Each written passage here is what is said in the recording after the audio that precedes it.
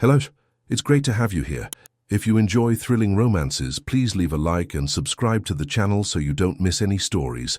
The sun of 1888 beat down on Jesse's shoulders with the weight of an anvil, baking the cracked earth and drawing the scent of sagebrush and dust into the air. Aboard his steady-footed buckskin Dusty, he scanned the horizon, his blue eyes narrowed against the glare. The sky was a vast, unforgiving canvas of pale blue, empty save for a lone hawk circling on a thermal.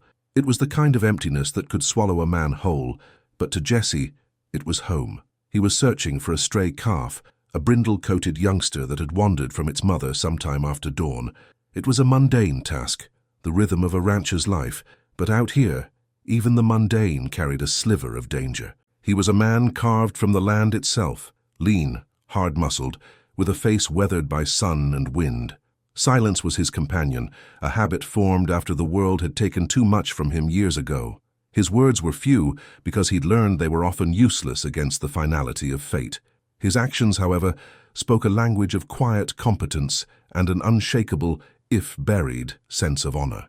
Dusty shifted beneath him, ears twitching, and Jesse reined him in, his own senses on high alert. He listened, his head cocked, filtering out the drone of insects and the rustle of the wind through the dry grass. And then he heard it. It was faint, fragile, almost not there at all, a sound that didn't belong to the wild symphony of the plains, not the yip of a coyote or the cry of a bird. It was human, a thin, reedy whimper of pain, snatched and tossed by the breeze. Any other man might have dismissed it, but Jesse's solitude had sharpened his hearing to a razor's edge. He turned Dusty in the direction of the cottonwoods that marked the winding path of Willow Creek, his search for the calf forgotten. Trouble had a sound all its own, and he knew it well. He dismounted at the edge of the creek bed, the leather of his saddle creaking in the stillness. He moved with a woodsman's stealth, his boots making little sound on the sandy soil. The whimpers grew stronger, punctuated now by a sharp, stifled sob. He rounded a thicket of willows and froze. There, crumpled on the ground, was a woman. Her traveling skirt, a deep emerald green, was torn at the hem and smeared with dirt and something darker. A straw hat lay a few feet away, its ribbon undone. Her hair, the color of rich honey, had escaped its pins and clung in damp strands to her pale, sweat-sheened face. She was clearly from back east. Her clothes were too fine, too impractical for this country, and her skin, though flushed with pain, lacked the sun-kissed tan of a local. Her eyes were closed, her lips pressed into a thin white line as she fought against another wave of agony. "Ma'am?" Jessie's voice was rough from disuse, like stones grinding together. Her eyes flew open. They were the color of moss after a spring rain, wide with a mixture of fear and surprise. She tried to push herself up, to pull some dignity around her, but a gut-wrenching gasp escaped her, and she fell back. "Don't move," he commanded, his tone gentle but firm. He took a step closer, his gaze sweeping over her, assessing the situation with the swift efficiency of a man who had seen his share of injuries. There were no signs of an animal attack, no arrows, no overt signs of a struggle. His eyes followed the line of her body down to her leg, half hidden beneath the rumpled fabric of her skirt. She had her hand pressed against her lower calf, as if to hold herself together. "What happened?" he asked, kneeling beside her. I don't know," she whispered, her voice trembling. "I was sketching. I stepped back for a better view, and then—" Her words dissolved into a pained whimper, and she pointed a shaky finger toward her ankle. "It's my leg. I can't move it." Jesse's gaze followed her gesture. He saw the disturbed earth, the way the grass was flattened. He saw the edge of something metallic and rusted peeking from beneath the hem of her petticoat. A cold knot formed in his stomach. He knew what it was. A poacher's trap or worse. "I need to see the wound, ma'am," he said, his voice low and steady. "I need to lift your skirt." A blush crept up her neck, a startling splash of color against her pallor. In another time, another place, the impropriety would have been insurmountable. But here, with pain as their only chaperone, modesty was a luxury neither of them could afford. She gave a small, jerky nod, her eyes squeezing shut, as if to block out the indignity and the pain. With a surgeon's care, Jesse gathered the layers of fabric, the sturdy green wool of her skirt, the fine cotton of her petticoat. His calloused fingers, so accustomed to rope and leather, were surprisingly gentle. As he lifted the material, the full horror of the situation was revealed. Clamped around her slender ankle was a bear trap, Its rusted metal jaws, serrated and cruel, had bitten deep into her flesh. The fabric of her stocking was shredded and dark with blood. The device was an old one, a brutal relic designed to snap bone and hold a thrashing, powerful animal, and it was latched to her bare skin. Jesse let out a slow breath, his jaw tightening. This was no accident. The trap was deliberately placed on a faint trail, meant not for a bear but for a person.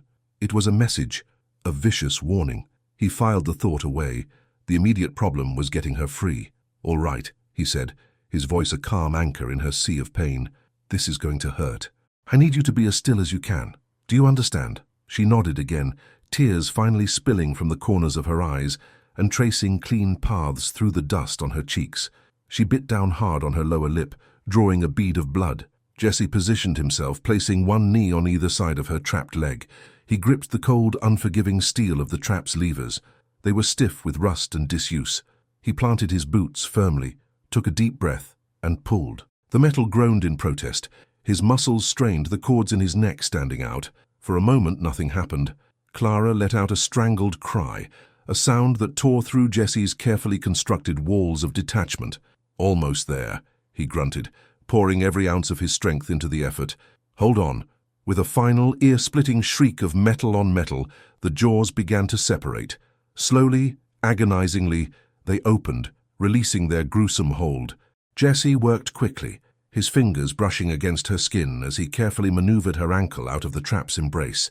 The moment she was free, he released the levers, and the jaws snapped shut with a sickening clang that echoed in the sudden silence. He tossed the foul instrument aside and immediately turned his attention to her wound. It was worse than he'd feared. The teeth had left deep, ragged puncture wounds on both sides of her ankle, which was already beginning to swell alarmingly. It was bleeding freely now, the crimson a stark contrast to her pale skin. She was staring at the injury, her face a mask of shock and horror. "Oh, God," she breathed. "It's not as bad as it looks," Jesse lied, his mind already racing. They were at least a half-day's ride from the nearest town, and she couldn't possibly sit a horse on her own. Leaving her here to fetch a doctor was out of the question. The coyotes would be on her by dusk. There was only one choice. He ripped a long strip from her pristine petticoat, ignoring her small sound of protest, and expertly fashioned a pressure bandage to stanch the bleeding. His movements were swift and sure. "Can you stand?" he asked, knowing the answer. She tried, bracing herself on his shoulder, but the moment she put the slightest pressure on her foot, her face went white as bone, and she collapsed against him with a cry. "No," she whispered, defeated. "I can't." Jesse simply nodded. He stood, his decision made. Without a word, he scooped her into his arms. She was lighter than he'd expected, a fragile bundle of pain and green wool. She let out a small gasp of surprise, her arms instinctively going around his neck for support. Her head rested against his chest, and he could feel the frantic beating of her heart against his ribs. He carried her to Dusty, who stood patiently, unfazed. With a grunt of effort, he swung himself into the saddle, settling her in front of him, her body cradled securely against his. He gathered the reins in one hand, his other arm a firm, protective band around her waist. "I'm taking you to my cabin," he said, his voice rumbling through his chest close to her ear. "It's the only place close enough. We can tend to that wound properly there." She didn't answer, merely nodded against his shoulder, her energy completely spent. Jesse nudged Dusty into a slow, careful walk, his body absorbing the gentle sway of the horse to spare her any more pain. As the sun began its slow descent, painting the sky in hues of orange and purple, the solitary cowboy rode toward his isolated home, carrying a stranger who had stumbled not only onto his land, but directly into his guarded, lonely life. The cruel trap lay rusting by the creek, but a new, more complicated one had just been sprung. The world had shrunk to the rhythmic creak of saddle leather and the solid, steady beat of Jesse's heart against Clara's ear. Each step Dusty took sent a jarring pulse of fire up her leg, but the strength of the arm around her waist was an anchor in the dizzying tide of pain. When they finally stopped, the silence that descended was thick and heavy. She opened her eyes to the sight of a small, solitary cabin, built of sturdy logs and chinked with mud. It stood defiant against the vast emptiness of the plains, a testament to the stubborn will of its owner. A curl of smoke drifted from its stone chimney, a fragile sign of life in the immense landscape. Jessie dismounted with a fluid grace that seemed impossible for a man carrying a full-grown woman. He set her down gently on the edge of the cabin's porch, her back against a support post, before tending to his horse. He worked with an economy of motion, unsaddling Dusty and rubbing him down, his actions speaking of a deep, ingrained respect for the animal. Only when the horse was cared for did he turn his attention back to her. He carried her inside. The cabin was one room, spare and meticulously clean. A narrow cot with a neatly folded wool blanket stood against one wall. A stone fireplace, swept clean of ash, dominated another. A rough-hewn table and 2 chairs sat in the center. Everything smelled of pine, leather, and wood smoke. It was the scent of solitude, of a life stripped down to its barest essentials.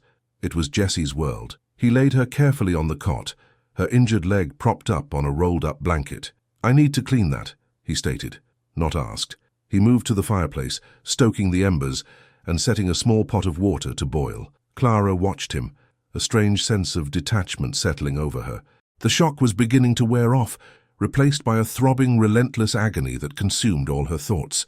This man, this stranger, was her only hope. His face was a mask of concentration, his brow furrowed.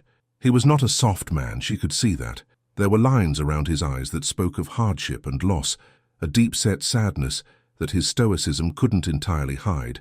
But his hands, had been so gentle. "Thank you," she whispered, the words barely audible. He glanced at her over his shoulder, his blue eyes meeting hers for a brief moment. He gave a curt nod, then turned back to his task. He returned with the steaming pot, a clean rag, and a bottle of whiskey. "This will burn," he warned, uncorking the bottle. "My name is Clara," she said suddenly, needing to ground herself, to be more than just an injured body he was tending to. "Clara Abernathy." He paused, the bottle halfway to the rag. "Jessie," he replied. "Just Jessie." He soaked the cloth in the hot water and began to clean the blood and grime from around the wound. His touch was clinical, yet careful. Clara gritted her teeth, her knuckles turning white as she gripped the rough wool of the blanket. "I'm a botanist," she explained, speaking through the pain, needing the distraction of words. "An illustrator. I came from Philadelphia to study the flora of the plains. I was searching for a specific specimen, a Calocortus aureus.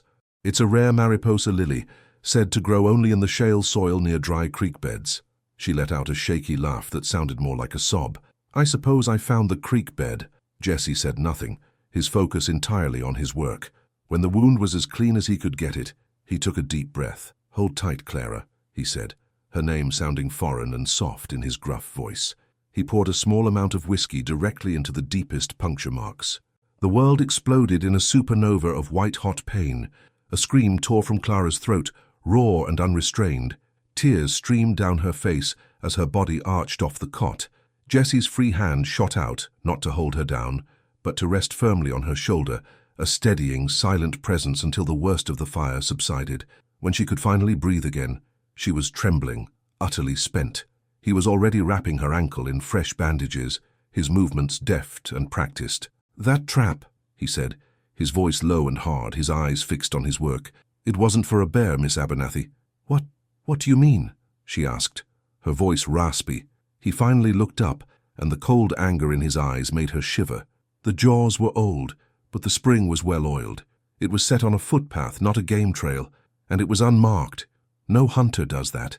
That was meant for a person. A warning. A chill that had nothing to do with her fever snaked down her spine. A warning for what? Jessie finished tying off the bandage and stood, wiping his hands on a rag. He walked to the cabin's single window and stared out at the gathering twilight. "For being on land that someone else wants." He turned back to her, his face grim. "This patch of ground I'm on, it has good water from the creek, the best grazing for 10 miles in any direction. My neighbor, Myron, he's been buying up all the smaller claims. Those who don't want to sell, they tend to have bad luck. Fences cut, wells fouled, cattle disappearing." "He thinks you were prospecting on his claim?" Clara asked, trying to piece it together. "He doesn't have a claim to that stretch by the creek, not legally, but he wants it. He wants all of it. He's a greedy man, and greedy men don't like people poking around their ambitions. He must have thought you were a surveyor, or someone from the land office."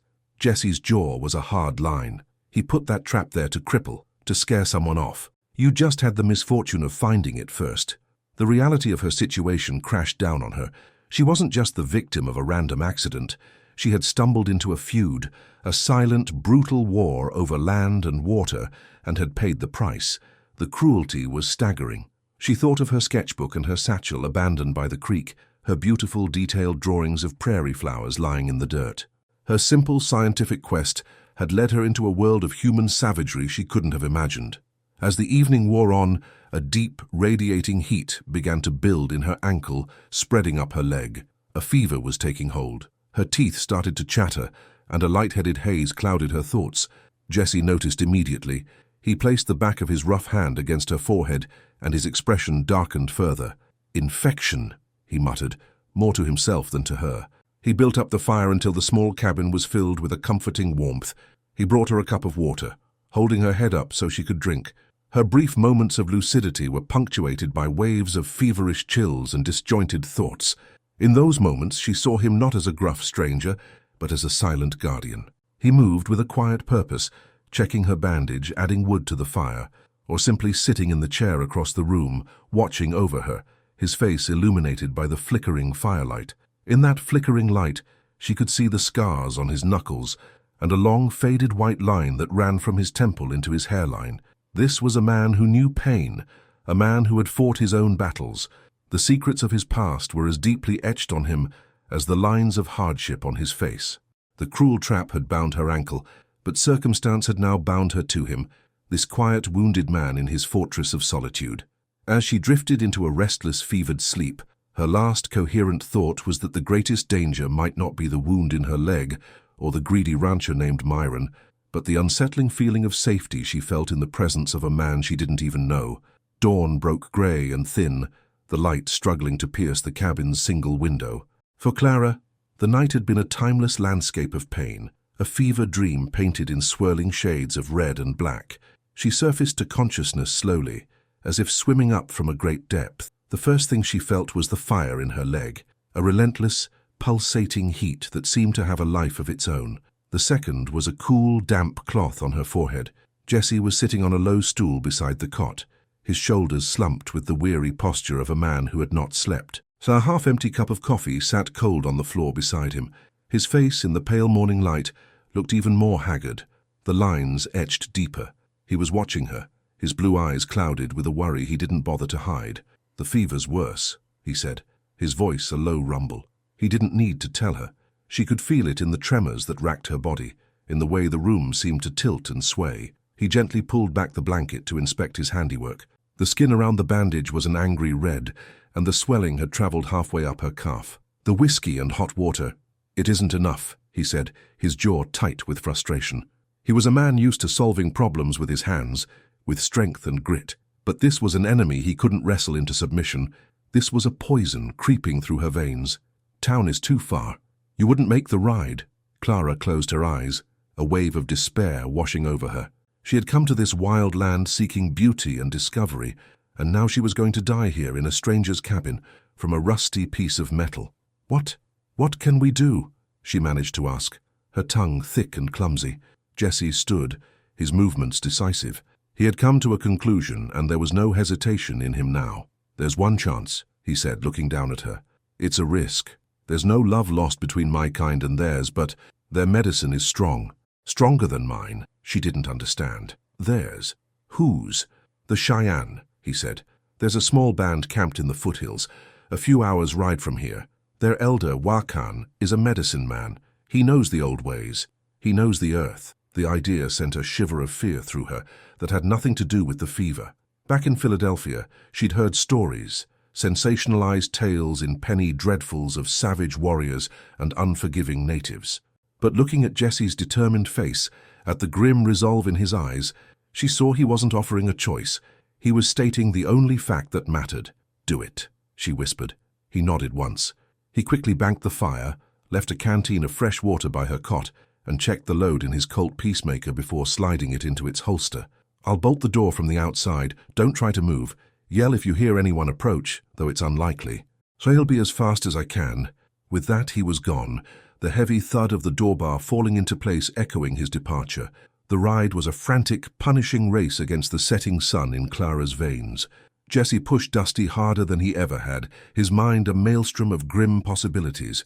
He was breaking an unspoken rule, crossing a boundary that was more real than any fence line.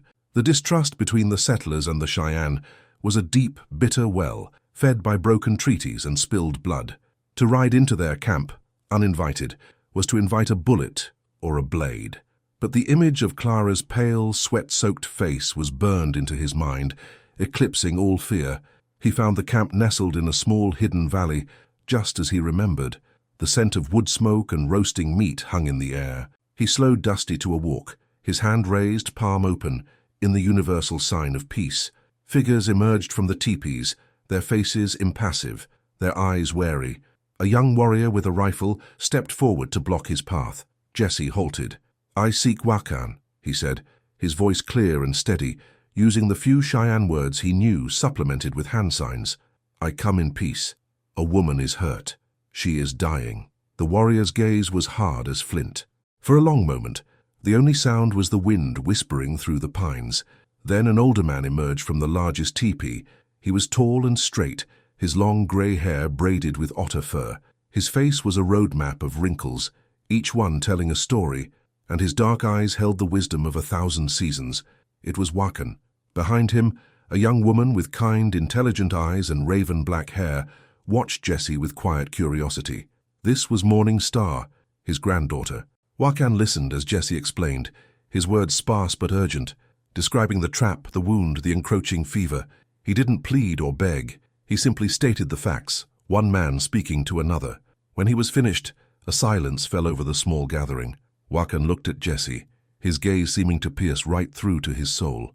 He saw not just a desperate settler, but a man of honor, a man willing to risk his own life for another's. He had seen Jesse before from a distance, a solitary figure who treated the land with respect, unlike the other white men who tore it up and scarred it with their greed. The old man spoke, his voice like the rustle of dry leaves. "The one you call Myron, his iron teeth have bitten our people before. He poisons the water and drives the game away. His evil spreads like a sickness on the wind." He looked at Morning Star, a silent communication passing between them. Then he turned back to Jesse. "We will come. The sickness in her is a symptom of the sickness in the land. We will fight them both." The return journey was even more urgent. Wakan and Morning Star rode on swift ponies, their movements fluid and at one with their mounts. Morning Star carried a leather pouch filled with herbs and roots, the secrets of her people. They arrived back at the cabin as twilight bled across the sky. Jesse slid the bar back and pushed the door open to a scene that made his heart stop. In the dim light, he saw a large hulking figure standing over the cot. It was Myron. Myron turned, his face a mask of surprise that quickly curdled into a sneer. He was a big man, running to fat, with small piggy eyes that glittered with avarice. Well, Jesse," he drawled, his hand resting on the butt of his holstered pistol. "Just checking on my neighbor. Heard a horse ride out in a hurry. Found your door barred. Got worried." Jesse's body went rigid, his hand hovering over his own gun. "Get away from her, Myron." Myron's eyes flickered to the cot where Clara lay, her breathing shallow, her eyes half closed in a feverish stupor. A cruel smile played on his lips. "Got yourself some company. A pretty little thing. Shame she's so clumsy. Folks ought to watch where they step out here. This ain't no city park." The veiled confession hung in the air, thick and suffocating.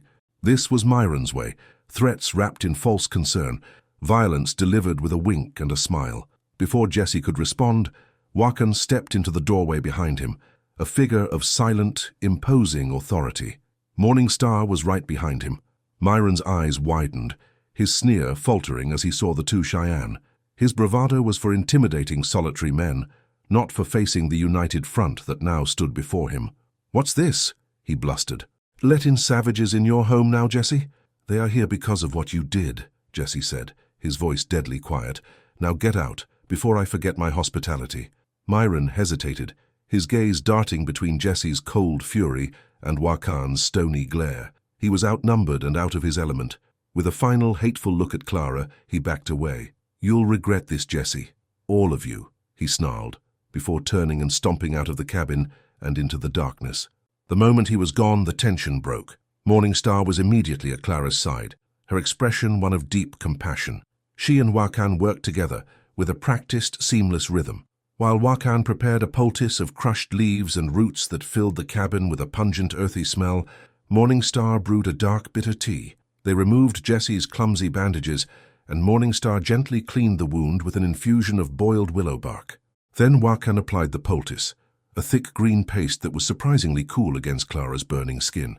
He wrapped the ankle not with cloth, but with large, supple leaves tied with yucca fiber. "Drink," Morningstar said softly, lifting Clara's head and holding the cup of tea to her lips. It tasted of dirt and bitterness, but Clara drank it down, trusting the kindness in the young woman's eyes.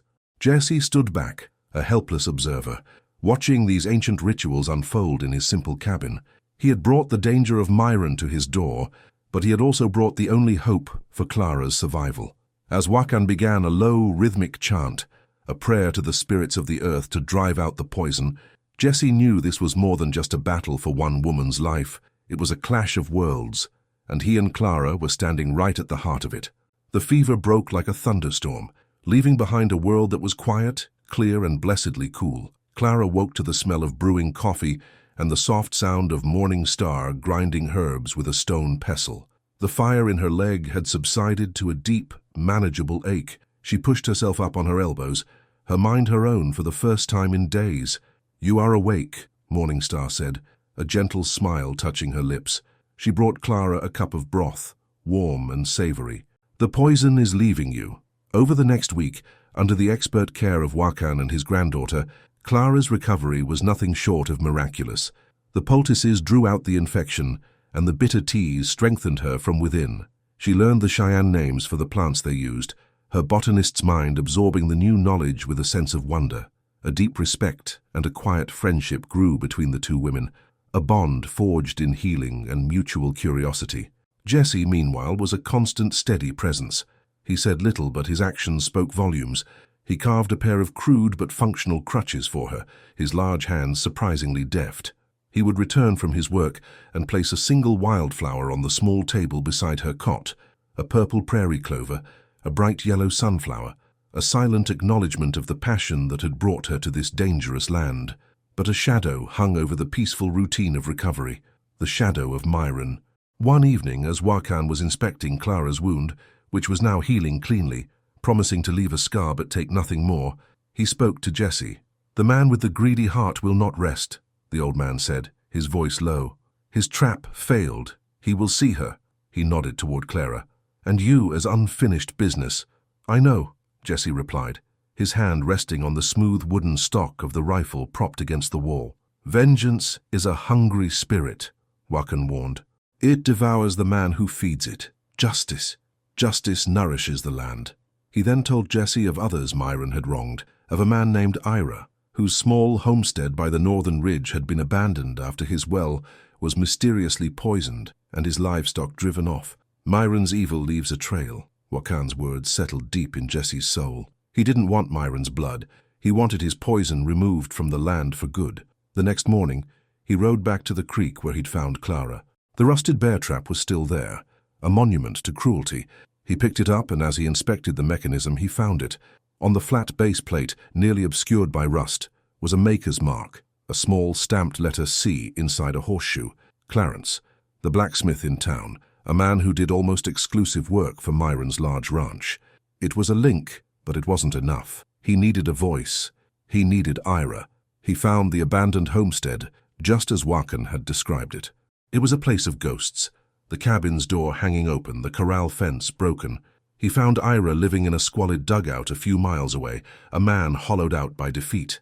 At first, Ira refused to speak, his eyes filled with a deep, abiding fear. "Myron's got the sheriff in his pocket," Ira rasped, his voice thin as a reed. "Speaking up is just asking for a noose." "The sheriff's a hard man, but he's not dishonest," Jesse countered, his voice even. "And fear is what Myron is counting on. He hurt you. He almost killed a woman who did nothing but walk on the wrong patch of dirt. If we stay silent, who is next?" Jesse laid the bear trap on the ground between them. "Clarence's mark, your testimony. It's a start. It's more than silence." Something in Jesse's quiet resolve, in his refusal to be intimidated, struck a chord in the broken man. Ira looked at the trap, then at Jesse's unwavering gaze, and for the first time in a long time, a flicker of defiance sparked in his eyes. He slowly nodded. They rode into town the next day, Ira looking like a ghost on a borrowed horse, Jesse carrying the heavy trap. Sheriff Miller was a burly man with a thick mustache and skeptical eyes. He listened to Jesse's story, his expression impassive, but when Ira, his voice trembling but clear, recounted the story of his ruined homestead, the sheriff's demeanor began to shift. The final piece was the trap. Miller recognized the blacksmith's mark immediately. "Clarence made a dozen of these for Myron last year," the sheriff said, his voice a low growl. "Myron claimed it was for wolves getting at his herds up north, said he'd mark them proper. Looks like he lied. Justice, when it finally decided to move, moved swiftly." The sheriff and 2 deputies rode out to Myron's ranch.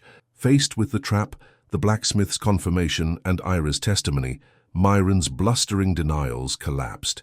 A search of his barn turned up 3 more identical unmarked traps. His reign of intimidation was over. When Jesse returned to the cabin, the sun was setting, bathing the plains in a soft golden light. Wakan and Morning Star had departed that afternoon, their work done, leaving behind a gift of healing herbs and a promise of friendship. Clara was on the porch, leaning on her crutches, taking her first real breaths of fresh evening air. She had watched him ride in, and she could see by the set of his shoulders that the burden he'd been carrying was gone. "It's done," he said, stopping at the bottom of the porch steps. "Is he? He's in the sheriff's custody. He won't be bothering anyone again." A profound sense of relief washed over them, settling the dust of the past few weeks. In the quiet that followed, a new tension arose, one that was softer, more uncertain. The danger that had thrown them together was gone. Now they were just a man and a woman, their lives unexpectedly intertwined. "My satchel with my sketches," Clara began, her voice hesitant. "Is it still there?" "By the creek," Jesse nodded. "I brought it back the other day. It's inside." He paused. "You'll be well enough to travel in another week or 2. The stagecoach runs through town every Thursday." The unspoken question hung in the air between them. What now? She could go back. Back to the safety and familiarity of Philadelphia, to her scientific circles and genteel society. She could leave this harsh, beautiful, violent land behind her. She looked out at the horizon, where the sky was a breathtaking canvas of deep purples and fiery oranges. She thought of her life back east, a life of careful lines and precise labels. It was a good life, but it was a life lived in monochrome compared to the raw, vibrant and terrifying color of this place. Here she had faced death, but she had also witnessed a fierce loyalty, a profound kindness and a quiet strength she had never known. "The Calocortus aureus I was looking for," she said softly, turning her gaze to him. "The rare lily. I never found it." Jesse looked at her, his heart aching with the thought of her leaving. This cabin, which had been his sanctuary of solitude, had become a home with her in it. The silence he had once cherished now seemed empty, without the sound of her sketching, or the soft rustle of her turning a page in one of her books.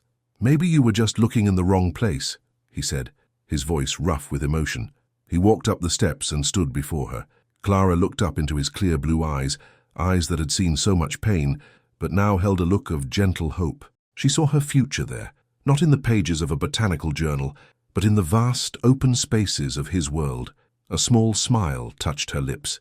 "I think," she said, her voice full of a newfound certainty, "that I've finally found exactly what I was searching for." She reached out, her hand finding his calloused fingers closed around hers, a perfect fit. The crutches fell away, forgotten, as he wrapped his other arm around her, supporting her, holding her close.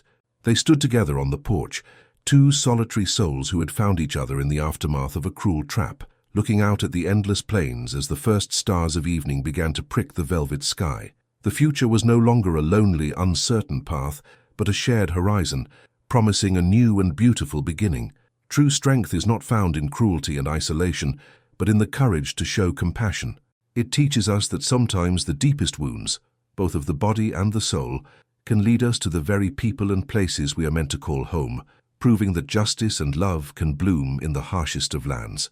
If this story touched your heart, don't forget to confirm your subscription and leave a like.